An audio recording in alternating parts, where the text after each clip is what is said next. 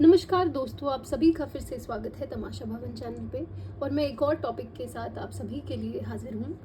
Mail राग वर्गीकरण, ये हमारे यूनिट 5 का टॉपिक है जो कि बहुत इम्पॉर्टेंट है। और यूनिट 5 देखा जाए अपने आप में ही बहुत ही ज़्यादा इम्पॉर्टेंट है, क्योंकि उसमें ज़्यादा वेटेज भी है और कहीं ना कहीं मुझे लगता है काफ़ी क्वेश्चंस वहीं से आते हैं। तो धीरे धीरे करके हम सारे वर्गीकरण पढ़ने की कोशिश करेंगे। तो आज जो सबसे पहले मैंने उठाया है वो है मेल राग वर्गीकरण।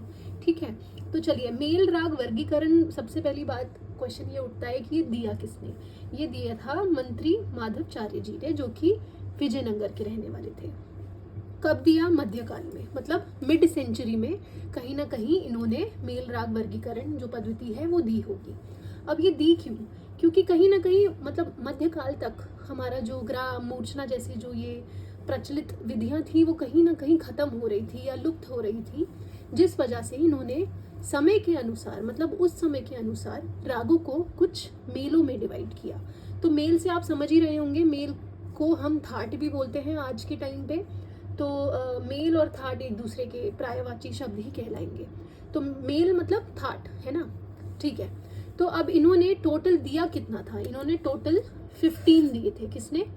माधवचार्य जी ने।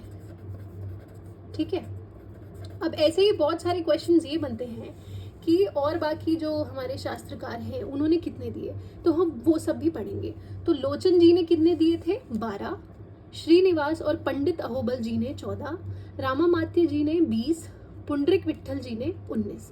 अब इन सब के आप मुझे बताइए कमेंट सेक्शन में कि इन्होंने कौन कौन से ग्रंथ लिखे हैं, चाहे वो लोचन जी हैं, श्रीनिवास जी हैं, या पंडित अहोबल जी हैं, रामामात्य जी हैं, क्योंकि वो भी बहुत ज़्यादा इंपॉर्टेंट है।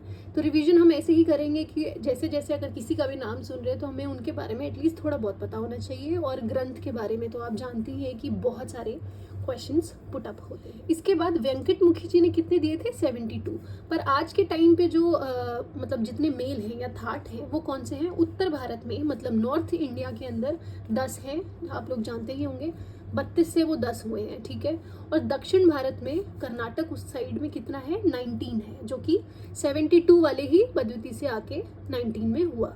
तो ये हमारा मेल राग वर्गीकरण था। और उत्तर भारत में आपको पता ही होगा, पंडित भातखंडे जी का ही योगदान रहा है। उन्होंने ये 32 से 10 करके हम आज फॉलो करते हैं। तो that's it for the video. अभी आपको अगर अच्छा लगा हो कंटेंट तो आप मेरे टेलीग्राम चैनल पे जुड़िए, वहाँ पे मैं नोट्स प्रोवाइड करूँगी अगर ज़्यादा लोग जुड़ पाए तो।